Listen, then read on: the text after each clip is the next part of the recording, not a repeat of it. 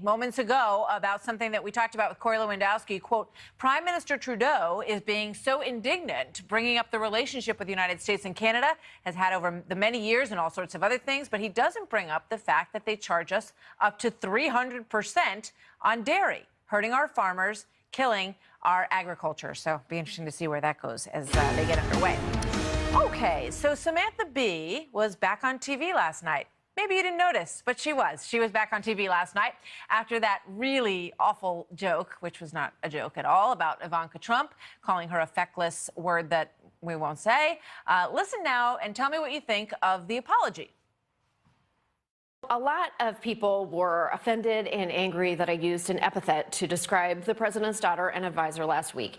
It is a word I have used on the show many times, hoping to reclaim it. This time, I used it as an insult. I crossed the line, I regret it, and I do apologize for that. I want this show to be challenging, and I want it to be honest, but I never intended it to hurt anyone except Ted Cruz. Many men were also offended by my use of the word. I do not care about that. All right. Here's now Candace Owens, Communications Director for Turning Point USA. Candace, what did you think?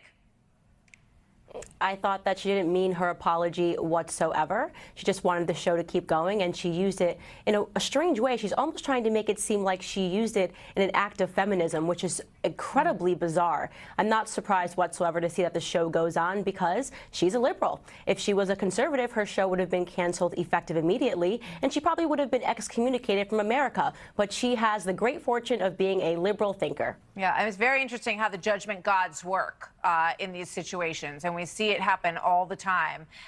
There was sort of a rally of protectionism around her, and, you know, I mean, I believe, you know, people can be forgiven for all sorts of things, but she did not seem particularly contrite, and I don't really watch the show, but it doesn't seem like it's that funny to me, but maybe I just haven't seen it enough, so I don't know. But anyway, she gets to stick around. Another interesting topic, I spoke with Omar Siddiqui the other night, who was running for Congress in the 48th District in California. He had been told, he told us, by members of the Democrat Party in California, where you are, that he was too brown to win in his district. Here's what he said about that. I had some California delegates come up to me and say, by far, you're the best candidate. But you know what? The name Omar Siddiqui will not work in Orange County. You need to change your name. And you can imagine that was just unacceptable to me. I do not want to be judged on the color of my skin, but rather the content of my character. So he's worked for the FBI and the CIA doing counterterrorism work for them. Dana Rohrabacher and Hans Kierstad won the district. They're the top two, and Omar came in with about 5%. So what do you think about that?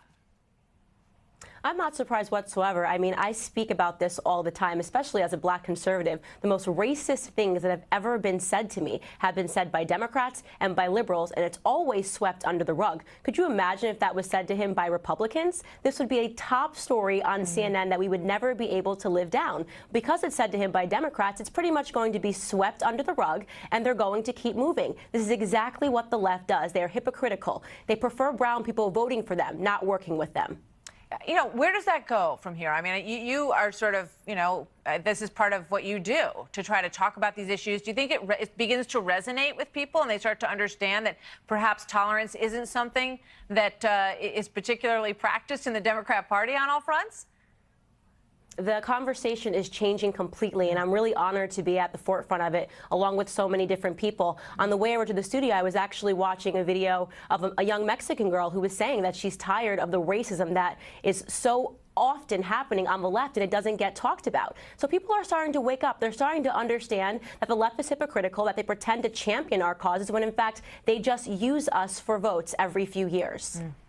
Very interesting. Candace, thanks. It's always good to talk to you. Thanks for coming on tonight. We'll see you soon.